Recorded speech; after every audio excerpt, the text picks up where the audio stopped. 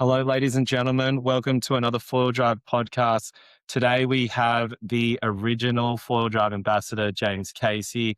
We've got him on the podcast today because we've got exciting news from Code Foils that we're releasing the integrated mask that we've created with them, with Code Foils and Foil Drive. So, James, I'll let you take the floor for a sec and kind of give us a breakdown of this product and why we created it. Yeah, so we've created the full drive integrated mast to give everyone the best possible full drive experience with the Code Falls foil, and as I said, fully integrated with ultra high modulus mast, 17 centimeter pod and an 11 centimeter pod, both for pretty different uses, but we do believe they're the two best heights for, I guess, optimizing riding the foil and motoring around as well. So yeah, excited to get it to the market. It's been a bit of a journey, but yeah, we're excited to finally have it out. So you're probably the best person to ask. Like, you've seen the development of the company progress from when, I guess, when we used to call it the lunchbox version that you would strap to the front of your board or wherever on the board. And, Yeah. it was kind of like you had a wire coming from around your mast. And just tell us a little bit why you think companies are jumping on board with this integrated kind of mast solution. You've had the feels of the original stuff versus probably this super high end stuff now. So just want to hear why you think why companies are creating these products. Like the original full drive setup that the team sent through to me was uh kind of unfinished, the best way to put it, with the cable and the tape and the lunchbox on top. It was there's a lot that could go wrong. First of all, the lunchbox could come off the top of the board. The cable could come loose. The sticky tape, the drag, all these things. And fast forward to now, even with the launch of the Fusion and the Gen 2s, it's just a polished product. It can adapt to any foil, and even having the cable being shorter, so it's underneath the board, to now the integrated mast where the cable is directly inside the carbon fiber of the mast. It just it's a finished product is the best way to put it, and it's easier to sell to people. It's got shelf appeal, and most importantly, it's a better experience on foil. You when you dip the pod on the original version, you know it was kind of like hitting seaweed. You could still foil through it, but it was a significant amount of increase in drag.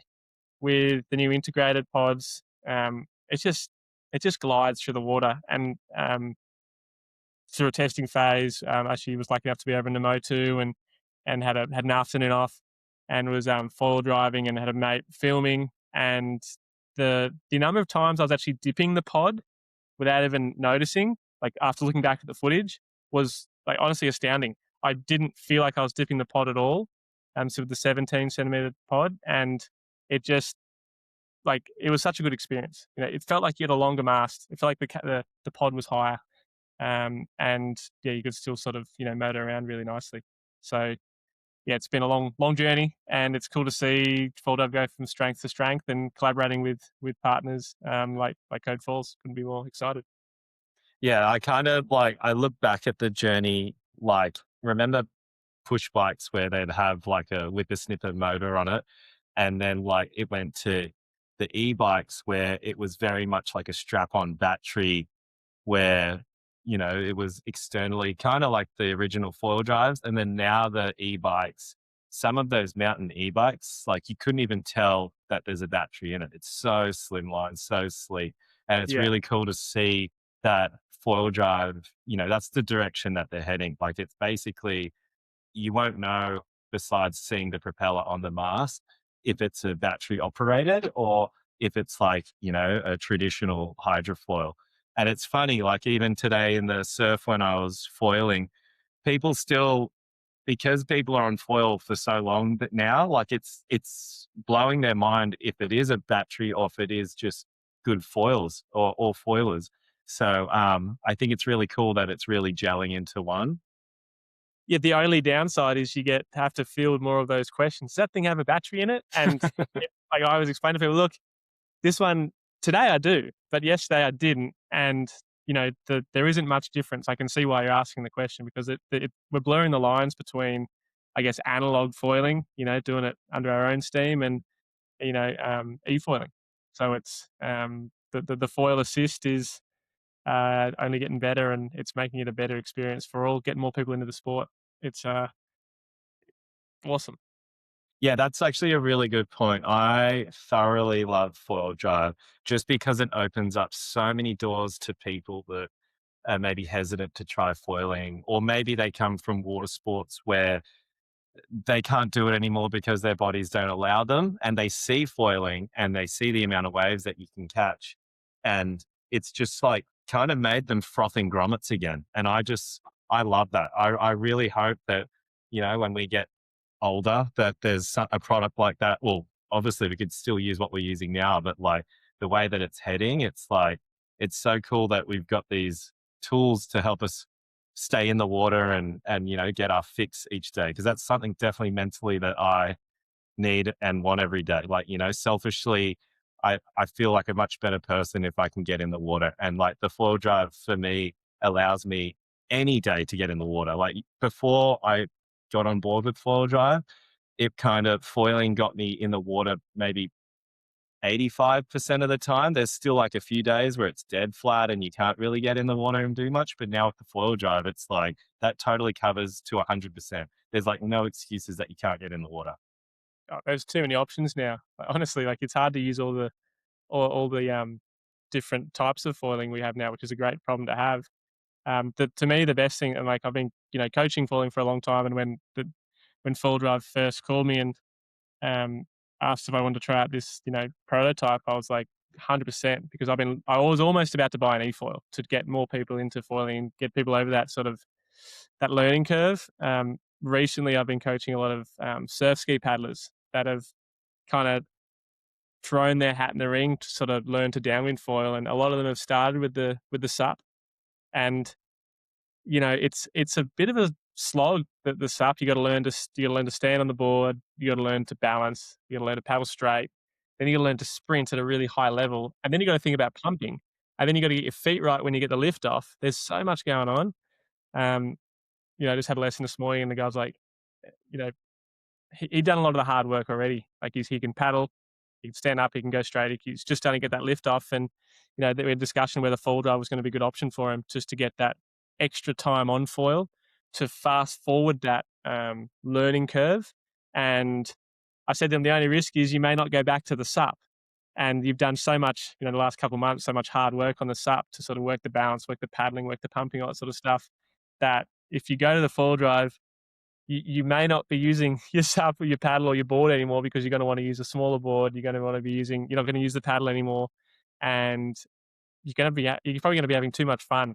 So foil drive makes the learning curve of downwind foiling, especially, a much more enjoyable experience. And that's something that you can't discount.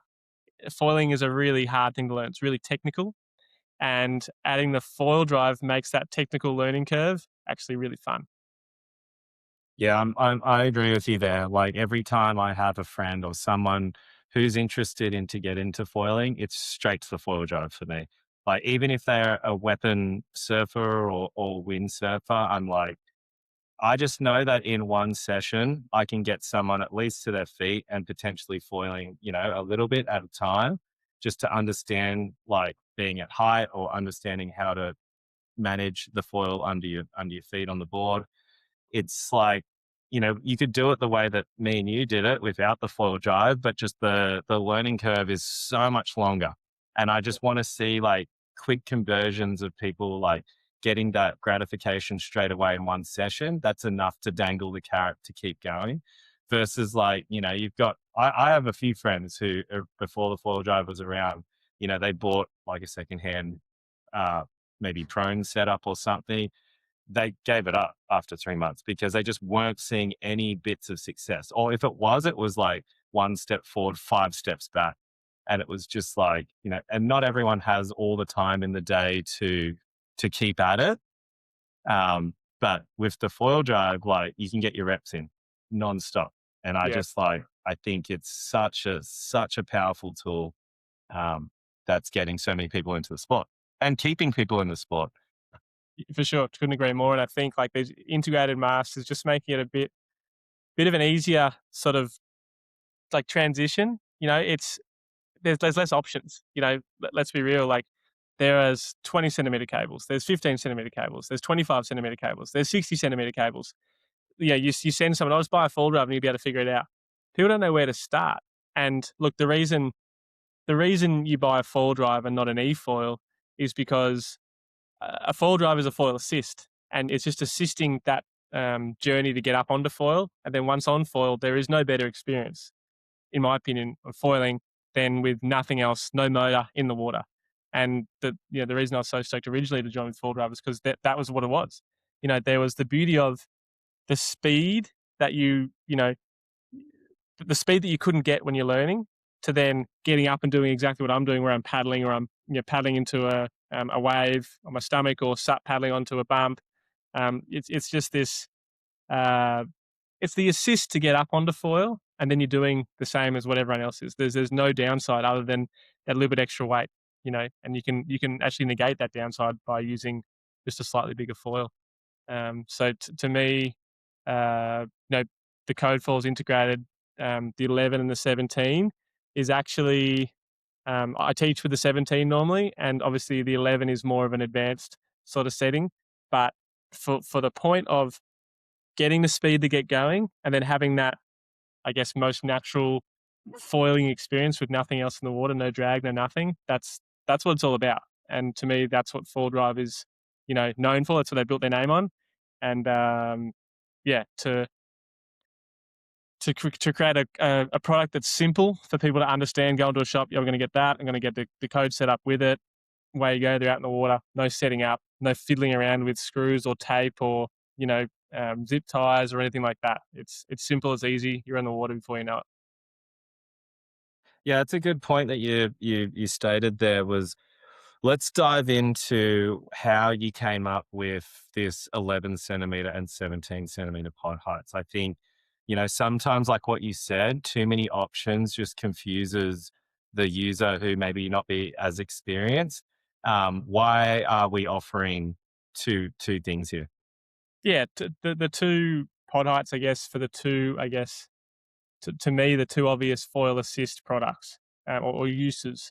You're either using the foil assist to get up, and once you're up, you're never using it again. That's your 11 centimeter pod, I guess. That's that. That's for someone who isn't e-foiling around back out to the start of the wave. They're using it maybe for a downwind run. They get going, and once they're going, they actually don't use the trigger again. It's just a burst to get going. And whilst you can e-foil around with it, it's not designed for that. It's compromised its e-foiling ability for its ability to foil on the wave and to ride. Jump across to the 17. That's, if I'm going to go away for a trip, I'll grab the 17 because I don't know what the conditions are going to be like. I don't know if I'm going to be doing upwind, downwind. I don't know if I'm going to be, motoring around and heading back out the point and going in. The 17 is like it's it's the one that we anticipate is going to be selling better. Um, it's got much more, I guess, usability. Obviously, the 17 is a little bit worse to surf around just because it's 6 centimeters lower on the pod. So you're going to dip that pod that little bit more often. But because you do dip that pod a little bit more often, it's a lot easier to motor around. And that extra, it's all just a compromise, right? So whether you're using a foil drive already and motoring around a lot, you're probably going to use the 17. If you're looking at a foil assist just to as your little chip in and get going, and then you're going to foil the rest of the time, the 11 centimeters is what you want to be going for. And to me, it's kind of as simple as that. You know, they're the use cases, and one's for more e-foiling and one's for more surfing, more riding. Yeah, I think you know, Code Foils is such a progressive brand, always trying to create the best foil that's out there, whether it's the fastest or most surfiest. And I think the 11 centimeter was just pushing the boundaries in terms of performance.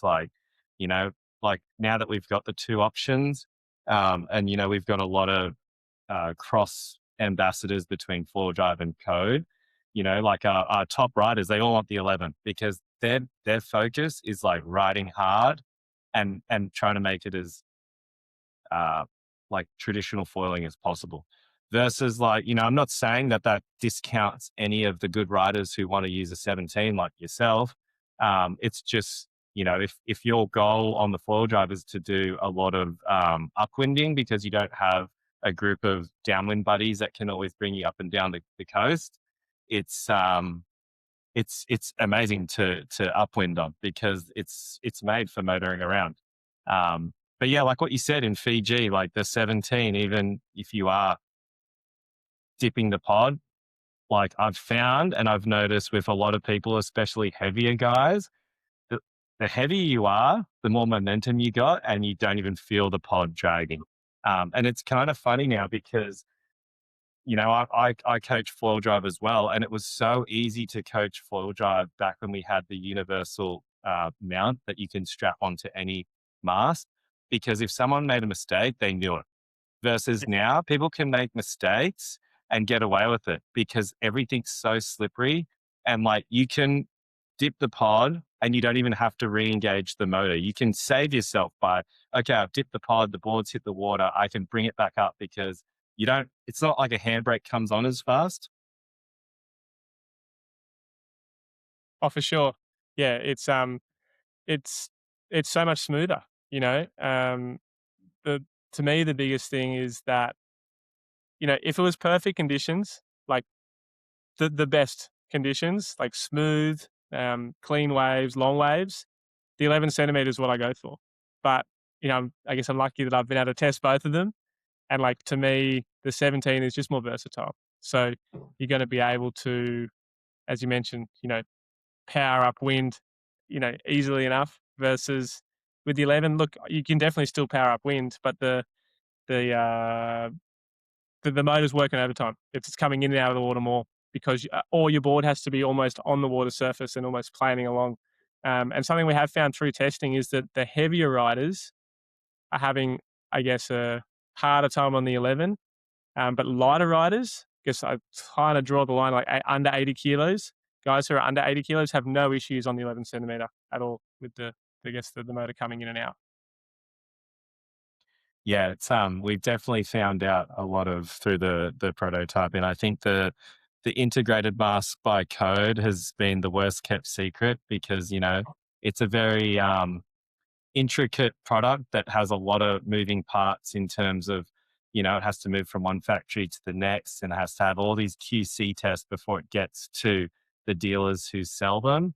So it's been a long journey, and we've been lucky enough to test multiple different masks to make sure that it's the best possible product that we can create.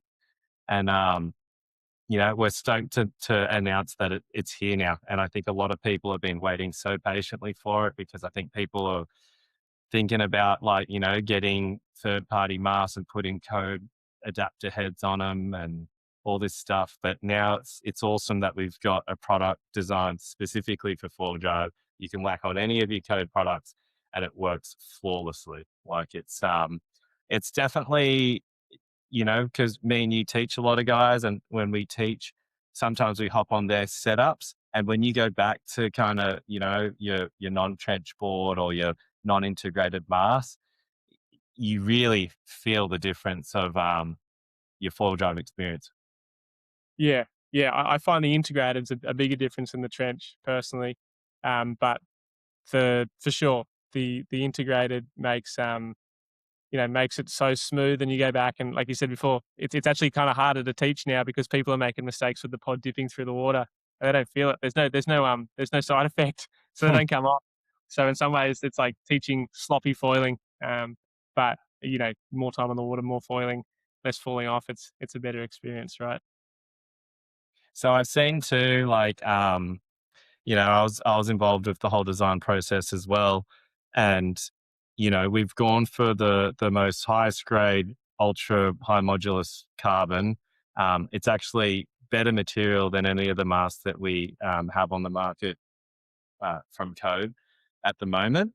Um, the reason why you've done that, and also we've moved the pod as far forward to that trailing, not the trailing edge, the leading edge, Do you want to kind of explain to the listeners why you've gone for such a high grade carbon, why you've pushed that pod forward as much as possible to that leading edge? Just kind of giving a basis of kind of design and the reasons for these design aspects. Yeah, well, I'll start with I guess the grade carbon, and it's all about stiffness and control. What we found was when we actually tested them without even a motor in them to start with, because all the electronics and stuff took time.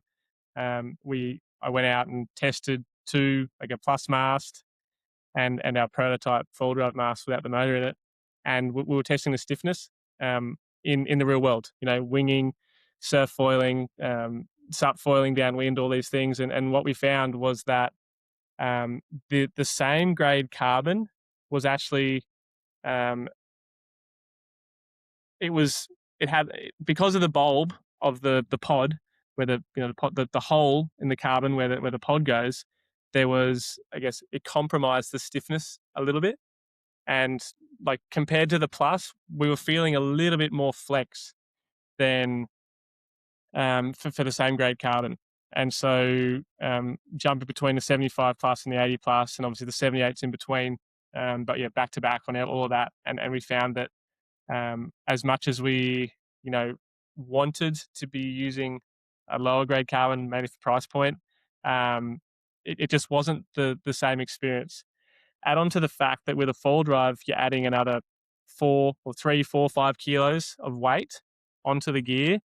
Um, you're going to feel more flex. So for us, it was we didn't want to compromise in any loss in stiffness, and we wanted this mast to be the very best, most premium mast to be released in our range. And so you know that when you're buying a Code 4 integrated mast, that it is the stiffest mast that we make, which is it's um, it's the best product that we have out in the market at the moment in terms of mass. So that was a really big one, and unfortunately, it did make the price that little bit higher. But it's all about performance, and if you're buying a Code 4's integrated mass, you know you're getting the best of the best for sure. And then in terms of the pod being further forward, that was to basically make a smoother ride, make less leverage, and again better experience Can whilst you riding. explain that? Because I think that's such an important part. Like, a lot of people probably aren't going to see the visuals, but if you can kind of explain through the audio how that works, like the leverages, I think a lot of people haven't really thought about that. Yeah, so basically, the further back the motor is, the more it's going to drive your, I guess, the nose of your board up and out of the water. So having it set further in, it sort of drives you forward and a more direct feel, and less up and out of control, I guess, is is at least my understanding of it. Um, just better experience, but smoother, less bucking bronco, more forward for speed. Perfect. I think what's cool too, as well, like another feature of the two masts, is that we've actually made the base plate the exact same width as the four drive unit, whether it's a Max or a Fusion. I think people that have been using our original masts have noticed that our base plate was actually wider than the unit, which wasn't an issue. But like, when we're designing a product that's for four drive, we want it to be the cleanest thing. And I think another beautiful little asset that some people might overthink, but it's such an awesome thing, is that we've made a fifth and sixth hole in the base plate that you can bolt your unit to your mast. So when you take it off your board, especially if you got a trench board, it just comes off as one piece. That, like, I know a lot of people like sticky tape their mast to the thing. Like, we're just trying to clean up all those little pieces that made it very much like this kind of strap on third party product. Like, it's very polished now and everything just works well. There's no sticky taping the cable to the back or sticky taping your mask to the unit. All these little things, like, they make a big difference, even if they seem silly or small. I think you could probably vouch for that, James. Oh, like I was saying earlier, like the foil assist um, was was it the assist plus on the four drive? Like the first version was, there were so many little like you need to read the handbook about 3 or 4 times to get it right, and I still got it wrong, but stuff coming off, and you want to be able to go buy something, bolt it on, use it that afternoon, not have like literally like the original setup. It takes a while to set up. Like you got to tape your mast, you got to line it all up. You've got to and then once you've taking it apart, you got a box that's sort of dangling off. It's pulling on the cable. The electronics we're talking about in salt water. So it's just more likely to break. And obviously, an integrated, fully adapted system that's connected, like bolted to the full drive unit where the battery goes. Like that's just it's just less likely to pull tension on that cord, which is going to prevent breakages. Basically, it's going to be more robust. Um, Obviously, you do have to still take it apart to rinse it. You can't leave it bolted together for 6 months. I am saying that because I know that it definitely wears the bottom of the box out. A little bit of corrosion can occur, so you do want to still use your products to clean it all and make sure it's all good. But when you're down the beach and you're in and out the car trying to get as many, try as many boards out or get as many batteries in for your session, like it's clean, it's easy. You're not dropping your stuff in the sand. It's not getting that sort of abuse anymore, which is just like having it all clean and together. And yeah, all those little bits and pieces make it. To me, it's a finished product. It's not a few little add-ons to sort of make your system work better. It's you buy it and it's done. You're ready to go. I just want to correct you on that because we actually do have a rubber gasket in between the carbon and the metal unit. Oh, I'm not sure if you original had one. an yeah, like the original one that you might have had. I still definitely recommend, like once you get the thing to not just bolt it together and never take it apart, like, it's always really good to undo and do up bolts. But that is, you can actually leave it for however long. And it's got like that rubber gasket that stops the carbon reacting with the metal. Yeah, Um, I think that leads to another really good point. So on the underside of the base plate, there's actually 4 little screws that you can undo with your blue four-wheel drive tool. And in there is the cable that runs inside the mast. And can you explain what you can do with that little hatch that lets you pull the wire in and out? yeah. The only reason you go into that little hatch is if you're switching between a Fusion and a Gen 2. Basically, the Fusion requires a slightly longer cable, and to be able to basically future-proof our system, because we were starting, like when we were first developing this, the Fusion didn't exist, so we had to sort of factor that in, and yeah, basically just four little bolts to unhatch, pull the cable out, plug it in, screw it back, make a mark, screw it back up, and then yeah, plug it in. Away you go. So it is you can use it for both systems, which is obviously you don't want to be buying something that only works for one. You got to buy something else for another. So yeah, it's future proofing. And I guess if you are looking at buying a Fusion down the track, you can use it integrated with it. You don't have to use a barnacle or anything. You just undo that little hatch with your full drive tool, lengthen the cable, make a mark, screw it back up, plug it in, and away you go. Perfect. I think we've kind of covered all bases of the mask now. I'm just going to kind of rapid fire a few scenarios where I want you to kind of not like you can give us like long form answers, but I kind of just want to hear from you where you think the 11 or the 17 centimeter uh, mask would excel.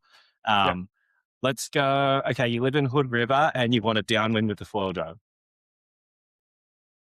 Oh, are we shuttling or not? I'd probably Yeah, say well, it's a loaded question. Yeah. yeah, 17 centimeter if you don't want to deal with a shuttle and like maximize, I guess, time on water. 11 centimeter if you're doing like sort of long sends with the sup foil crew.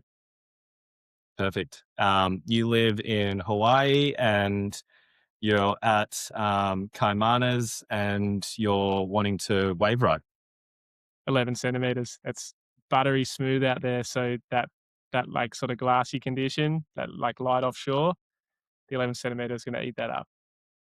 And would that be suitable too if you're now venturing into downwinding on that South Shore?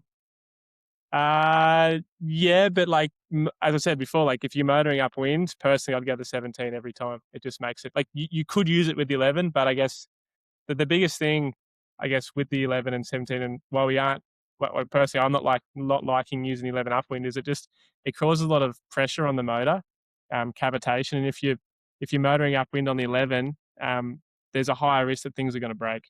So if you are planning for the upwind and then the downwind with the four drive, the 17 is going to, I guess, be more robust. Okay, so you've owned a foil drive for nearly a year now, and you've been waiting for this integrated mast. You mainly just like buzz around, catch waves. You're kind of thinking of getting into the downwind thing eventually. Um, you're confident motoring around, and you can ollie up onto foil and ride waves and go back out. Which one do you go for? 17 for most people, I would say, is going to be a safer bet, um, for that scenario. Yeah. Okay, last one. You live in the Gold Coast. You don't get much wind, but it's amazing waves to foil drive all the time. Which one are you going for? 11 centimeter like that, for mainly wave riding and a long point break. Like the 11 centimeter is, just it's the closest thing to paddling it under your own steam, basically. And I'd be using like what I have been using lately is actually the 11 centimeter with the slim because like I'll put the performance slim on, I go out for a 30, maybe even 45-minute session. And obviously with the slim of the Gen 2, the battery's light. It's not like you're not out there for a huge amount of time, but I'm only using it to motor onto a wave, and I'm happy paddling out or just slowly like using 20, 30% motoring back out to the takeoff spot. So I'm essentially assimilating into the sort of prone foil crew. I'm not motoring around and like to use the slim with that quick blast and the slim getting up and then riding for, you know, as long, maybe, longer than I would have with the prone, just a normal setup. Yeah, it's just well, it's kind of to me the best use case for that, the slim and the 11. Yeah, I think that's a good point. Like, with foiling and crowds, like in general, just getting more busy.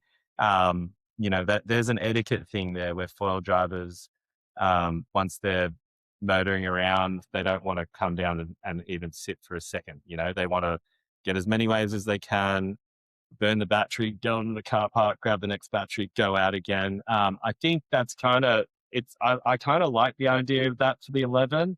Like whether or not you can motor back out on your feet on the 11, or you want to just like lie down and just motor out slowly, like put on cruise control and get out there.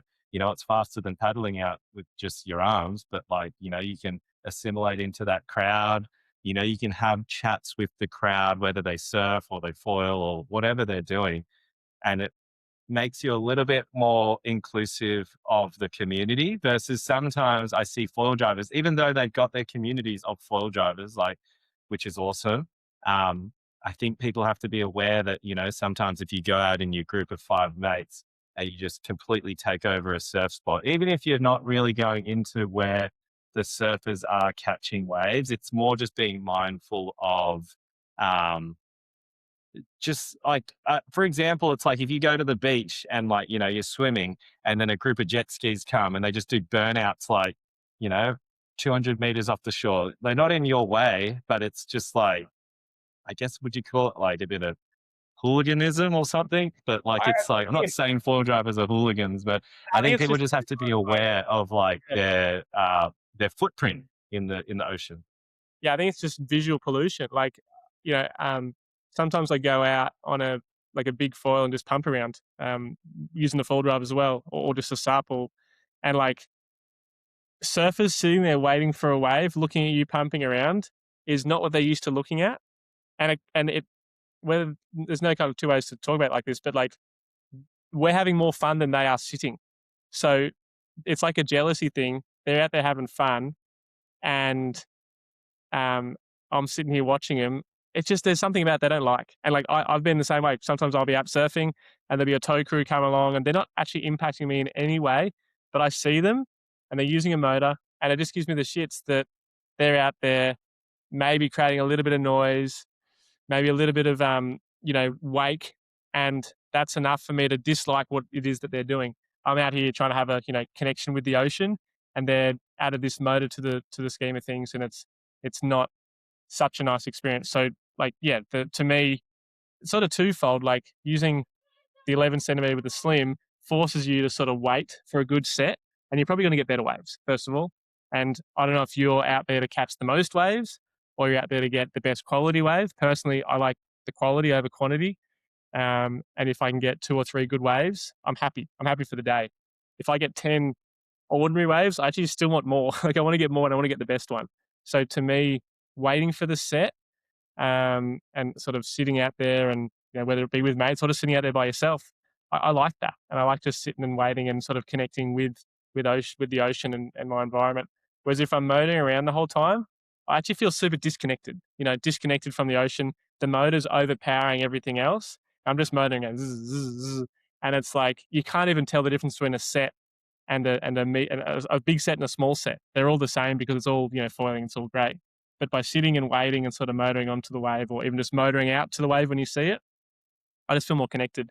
And it's a different experience. I wouldn't say there's any right or wrong, but it is a different experience. And personally, I like doing both, but I always come in enjoying myself more after, I guess, the sitting and waiting. It's like you feel more connected, I guess is the best word. Yeah, I think that's a good point. Like, I do that with my coaching as well. Is sometimes I feel like people just go gung ho on the motor, and they're actually not that if some people aren't even wanting to learn anything, but like they're just creating habits that, sometimes won't be good. And like, I love to use battery changes as, okay, let's just have a little sit down here for a sec. Let's just calibrate what you were doing. Do you realize that your foot was maybe too far forward or too far back? Do you realize all these things? But some people, like what you said, they don't even take a minute to even think that, like, they're just like kind of hanging on for dear life, and like, they're making it work, but you could learn a lot more by just slowing everything down. And I think that's what's really cool about foiling and the reps that you can get while foiling is that, you've got this canvas and, every wave's different, but you do have the opportunity to recreate things and manufacture, if you want to do that top turn or you want to do that bottom turn, like you just kind of have to like slow down and have like a little think about like, okay, what do I have to do here? Do I need to like crouch more? Need to lean more? And I think, yeah, people are just so hungry to pull the trigger. It's like, and even Yeah. like when I see people that are like, I want to learn to pump.